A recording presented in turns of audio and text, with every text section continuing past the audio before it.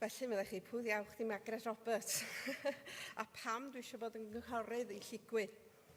Wel, dwi'n wraig, yn fam, yn ddynas busnes, a mae Môn yn agos iawn i'n nghalon i.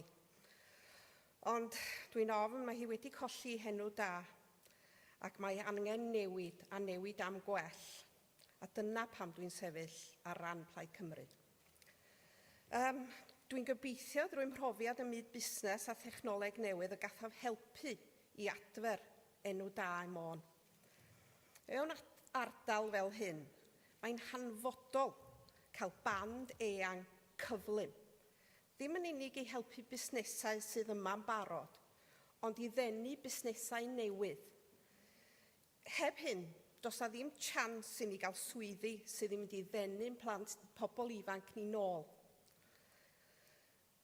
Mae'n amser am ddechrau newydd a rwy'n hyderus na drwy Blaid Cymru y gawn gyngor sydd yn gadarn i sicrhau gwell i bobl yr ynys yma. Mae Môn yn gwynebu her fawr, ond efallai un o'r pethau mwyaf pwysig yw cael hyder yn ei cyngor a ffydd yn ei cynghorwyr. A'r unig ffordd i hyn ddigwydd yw taro pleidlais i dîm Plaid Cymru ar Mai yr Ail. Diolch yn fawr.